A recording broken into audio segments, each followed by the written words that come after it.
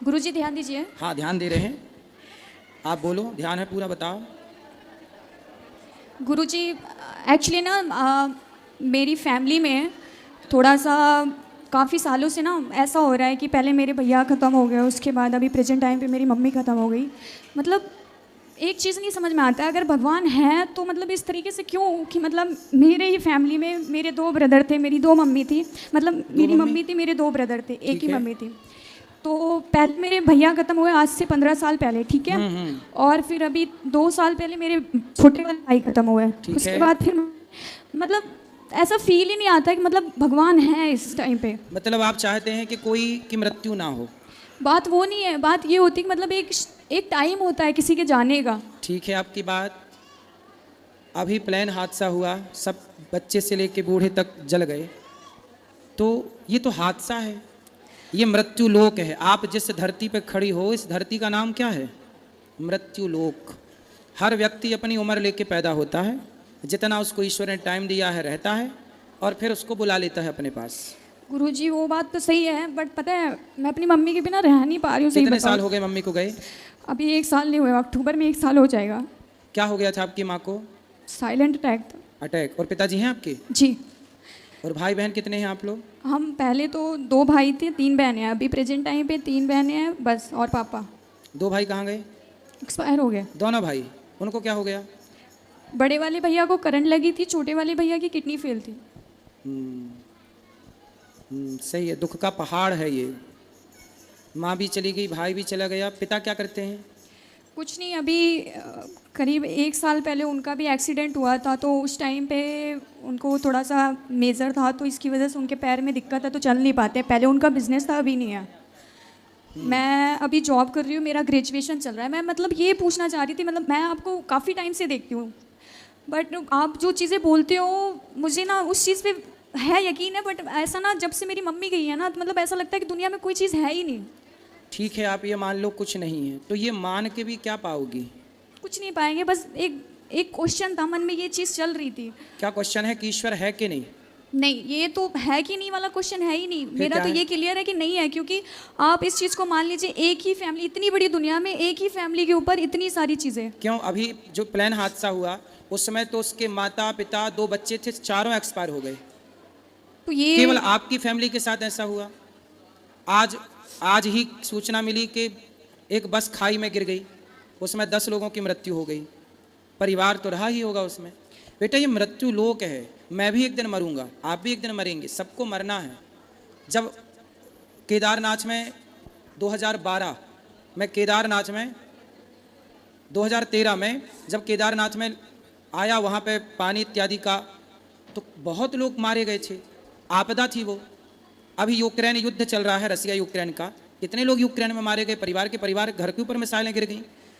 पाकिस्तान में और हिंदुस्तान का भी युद्ध हुआ, कितने लोग मारे गए। तो भाई ये मृत्यु लोक है। बेटा मैं आपके दुख से सहमत हूँ कि दुख बहुत बड़ा है, लेकिन आप अपने दुख को लेकर ये सोचें कि नहीं ईश्वर तो है ही नहीं। चलो आप मान लो कि ईश्वर नहीं है, तो ईश्वर नहीं है ये मान के आपको क्या प्राप्त होना है, और ईश्वर है ये मान के नुकसान क्या है? चलो आप सारी जिंदगी यही मानो कि ईश्वर नहीं है। ईश्वर नहीं होता तो ये बताओ कि आपकी माँ फिर चली कहाँ गई? कहाँ चली गई? मर के आदमी जाता कहाँ है? बताओ फिर उत्तर दो, कहाँ जाता है मर के? तुम्हारी माँ कहाँ चली गई?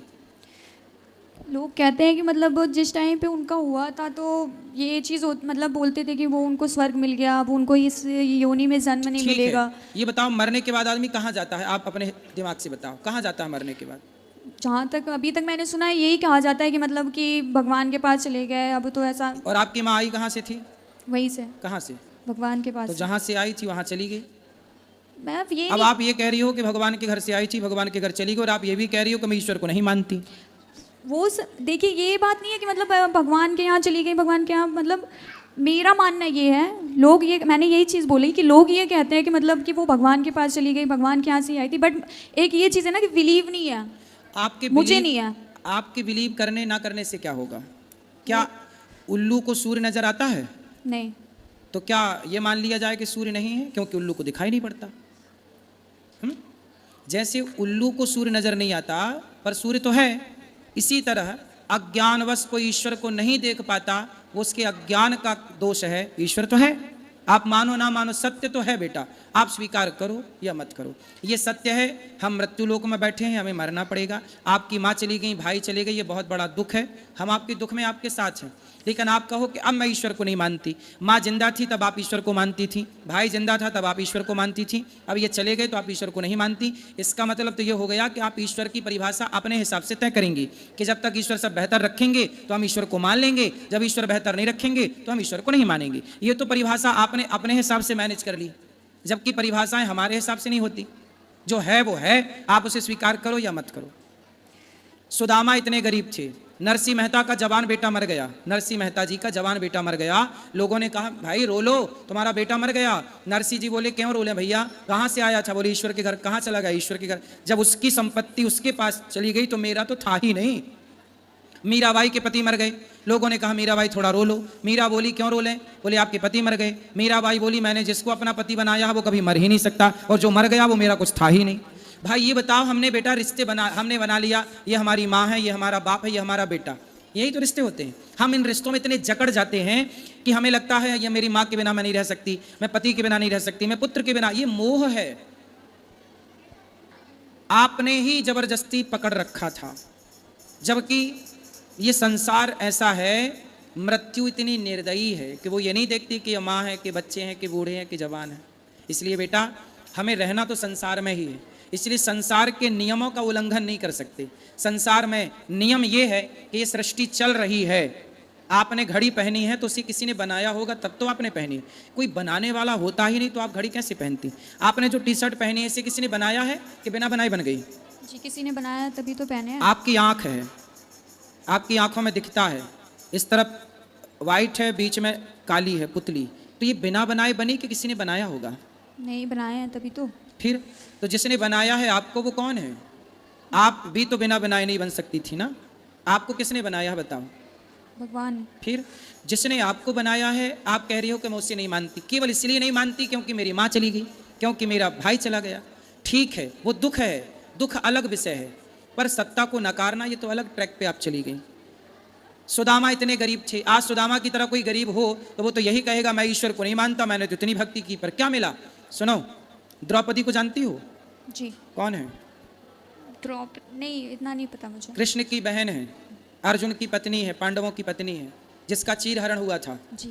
द्रौपदी के 5 बेटे थे, 5 बेटों को मार दिया अश्वत्थामा ने, जबकि वो तो कृष्ण भगवान की बहन थी ना। तो भगवान की बहन के बेटों को मार दिया। अभिमन्यु मार दिया गया। अभिमन्यु तो सगा भांजा था भगवान कृष्ण का, पर मृत्यु तो भैया राम के पिता हैं दशरथ, मर गए। ये मृत्यु लोक में भैया जो आया है, चाहे वो भगवान का बाप ही क्यों ना हो, इस सच्चाई से तो गुजरना ही है ना अपने को। आपकी माँ का जितना टाइम था, आप ये क्यों नहीं सोचती कि आपकी माँ को तब मर जाती वो जब आप पैदा हुई थी? आपने माँ का मुंह ही ना देखा होता तब माँ मर जाती तो आप कर क्या लेती? पर भगवान ने आप पर दया की और इतने वर्षों के लिए माँ का सुख आपको दिया, माँ का दूध दिया, माँ की गोद दी, माँ का लाड़ जो दिया है, क्या उसका थैंक यू आपने किया? जो नहीं दिया उसकी शिकायत है बेटा। इसलिए भगवान का चिंतन करो और मन लगा के काम करो। माँ बाप के सपने आप साकार करो पढ़ लिख कर। ईश्वर को कोसने से कुछ ना होगा, कोसते रहो सारी जिंदगी, बैठे कोसते रहना, क्या हो जाएगा? ईश्वर तो ऐसी सत्ता है, कोई उसे माने ना माने उसका क्या बिगड़ रहा है? ईश्वर अपने, देखो आप ये क्यों नहीं सोचती हो, जो व्यक्ति कोई पाप करता है तो उसके पाप का दंड उसे मिलना चाहिए कि नहीं? मिलना चाहिए। मिलना चाहिए। तो बेटा कभी कोई पाप हमसे होते हैं जिस पाप के कारण हमारी माँ हमसे चली जा, हम बिना माँ के हो जाते हैं। अब जो बच्चा पैदा होती उसकी माँ मर गई, क्यों मर गई भैया? इसको माँ का प्यार नहीं मिला, मतलब इसके भाग्य में माँ का सुख था ही नहीं। क्यों नहीं था? क्योंकि इसके पिछले जन्म का कोई ऐसा कर्म रहा होगा जिस कर्म से इसकी माँ का सुख इसे नहीं मिलना था। आप ये भी तो सोचो कि आप आज खड़ी हो, तो आप आज खड़ी हो यहाँ, इसके पहले भी आप कुछ कर रही थी, पिछले जन्म में कोई कर्म आप कर रही थी, उस कर्म के कारण आपको ये जन्म मिला। इस जन्म में माँ नहीं मिली, भाई मिला, इतना दुख मिला।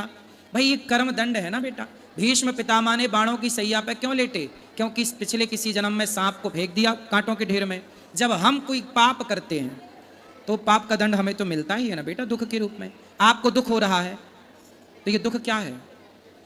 आप ये क्यों नहीं सोचती हो, आप कहते हो मैं ईश्वर को नहीं मानती, आपने ये क्यों नहीं सोचा कि मेरे किसी जन्म का कोई पाप रहा होगा, जिस पाप के कारण ही मुझे पाप ही दुख देता है, पुण्य सुख देता है। ये प्रकृति का, ऐसे कोई मानो ना मानो, पर अटल सत्य यही है कि हमारे पाप हमें दुख देते हैं, हमारे पुण्य हमें सुख देते हैं। बात समझ में आई? जी।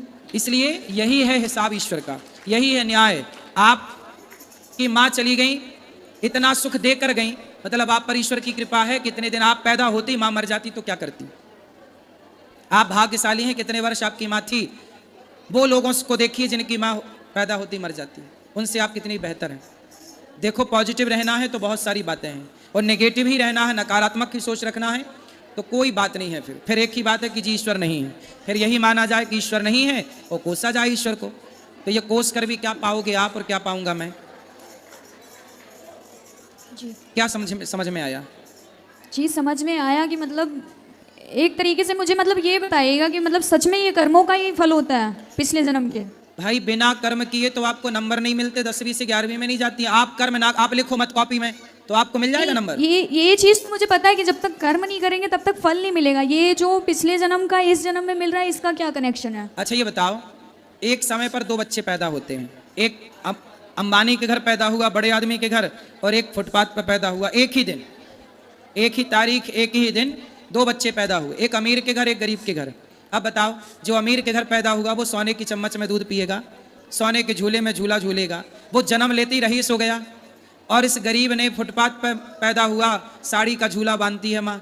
अब बताओ बेटा, दोनों एक साथ पैदा हुए थे, पर एक गरीब हो गया जन्म लेते ही, गरीब के घर पैदा होके, एक अमीर हो गया अमीर के घर। अब ये बताओ कि उन बच्चों ने तो अभी कोई कर्म भी नहीं किया, पैदा ही हुए हैं, और पैदा होती कोई अमीर हो गया कोई गरीब। क्यों हो गया? सब अमीर होते फिर या सब गरीब होते? क्यों बेटा, उत्तर दो। एक तरीके से कर्म ही होगा। कर्म, पिछले जन्म का जो कर्म था उसके कर्म ने उसे अमीर बना दिया, उसका जो कर्म था उसके कर्म ने उसे गरीब बना दिया। तो ये कर्मों का ही पूरा खेल है बेटा, वरना सबना बड़े घर पैदा हो, फिर कोई गरीबी ना रहे, फिर कोई भूखा क्यों मरे, फिर किसी को फोड़ा फुंसी क्यों हो, रोग कोई अपाहिज क्यों होता है, कोई पैदा होती लंगड़ा होता है, कोई लंगड़ा है, कोई अंधा है, कोई क्यों, कोई अंधा क्यों है? पैदा तो सब माँ के पेट से हो रहे हैं ना जी। फिर कोई अंधा क्यों हो रहा है? कोई लंगड़ा लूला क्यों पैदा हो रहा है? क्योंकि वो अपने कर्म दंड भोगने आया है, ये कि तू जाएगा पर एक कदम चल नहीं पाएगा। ये कर्म दंड है बेटा। पिछला जो हम आपको आज सताएंगे, एक बात बताओ, आज हम आपको सताएं, पकड़ के मारें और पकड़ के आपको आग में डाल दें, जिंदा जलाएं और आपके साथ दुराचार कोई करे, अब बताओ जो हम आपके साथ गलत करेंगे, हम आपको सताएंगे, आपका खून बहाएंगे, तो फिर हमें सुख मिलेगा? नहीं। फिर हम आपके साथ गलत करेंगे ना बेटा, तो हमें भोगना पड़ेगा। आप कोई देखे ना देखे पर ईश्वर तो देख रहा है। इसलिए बेटा, संसार की अदालत से कोई बच सकता है, ईश्वर की अदालत से कोई नहीं बच सकता। यह ईश्वर की अदालत है। जो न्याय आपके साथ हुआ है वो ईश्वर की अदालत से हुआ है, मेरी और आपकी अदालत से नहीं।